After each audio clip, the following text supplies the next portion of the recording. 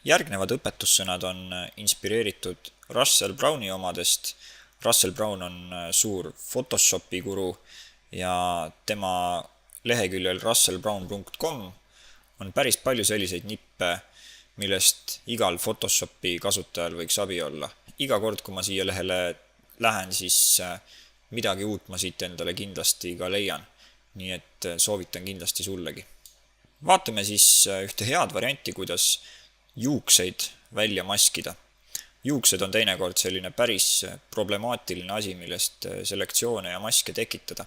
Teengi kõigepealt siis selle background layeri siit lukust lahti, teen luku peal topeltklõpsu ja kõigepealt niimoodi enam-vähem täpselt teen Quick Selection tooliga omal selle maski ära. Võtan Quick Selection tooli ja selekteerin siit selle tausta ära. Ja ma näen, et siit juba paljud juuksekarvad lähevad siia selektsiooni sisse, seda ma tegelikult ei taha. Nüüd teen maski ära layerile ja mask on mul praegu valepidi. Siit masks paleti pealt vajutan invert ja mask läheb mul õiget pidi ja siit ma näen, et siit on päris palju juba ära lõigatud. Meile tuleb appi aga siinkohal channels või värvikanalid. Erinevad värvikanalid on sellepärast toredad, et nad on erineva kontrastsusega kõik. Kui ma selle silma ikooni pealt siin lülitan mõned kanalid välja, siis ma saan neid ühekaupa vaadata. Ma näen, et punasel on näiteks kontrasti suhteliselt vähe, võtan rohelise ja rohelisel on ka vähe, aga sinine kanal on selles mõttes hea, et ta on tihti kõige kontrastsem ja selle sinise kanali järgi on hea ka maske tekitada.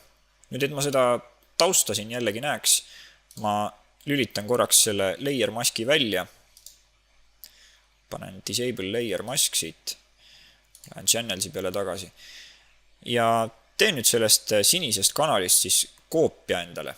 Just nimelt kanaleid saab ka olla rohkem, kui mul on neid värvikanaleid siin ja ülejäänud kanalid siis ongi mul lihtsalt nii-öelda salvestatud selektsioonid. Nad ei ole millekski muuks head kui lihtsalt maskide salvestamiseks ja selektsioonide salvestamiseks. Lohistan sinise siia uue kanali nupu peale ja tuleb mulle siia blue copy. Nüüd sellisel kujul on meil sellest sinisest kanalist vähe kasu, et temast maski saada võiks ta ajada kontrastsemaks. Selleks ma kasutan levelsi tööriista, võtan image, adjustments ja levels.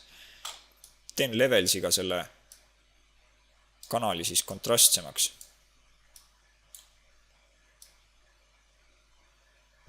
Ja kui siit seest jäävad mõned kohad ikkagi hallid, siis sellest ei ole hullu, seda saab pärast parandada burn tooliga ja musta pintsliga.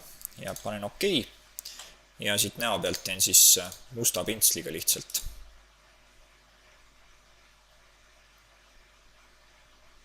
Minul oli nüüd häda pigem just selle juuste osaga, et see alumine pool sai päris hästi ka selle Quick Selection tooliga ära valitud juba. Ja nüüd olekski vaja siis just see juuste osa kanda sinna layer maski peale üle.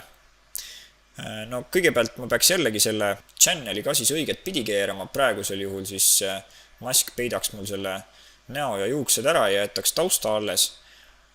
Keeran siis selle channeli teisi pidi.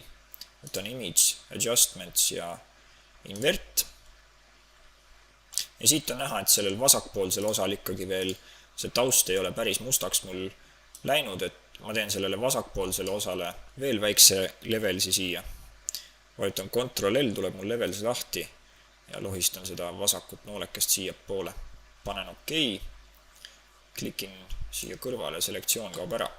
Ja nüüd, et seda juuste osa siis kanda sinna layer maski peale, kõigepealt ma teen sellest channelist selektsiooni, niiviisi, et hoian Ctrl-i all ja vajutan siia channeli ikooni peale.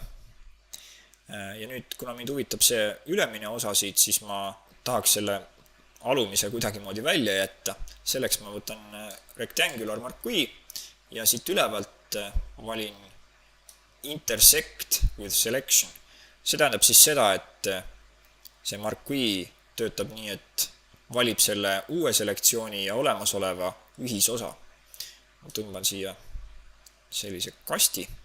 Nii, ja jääb mul ainult see ülemine ots siin alles. Nüüd võin selle Blue Copy kanali siin korraks välja lülitada, mul praegu ei ole temaga midagi teha. Vajutan RGB sisse, Blue Copy välja ja lähen siia Layers paleti peale tagasi. Lülitan oma selle maski uuesti tagasi sisse.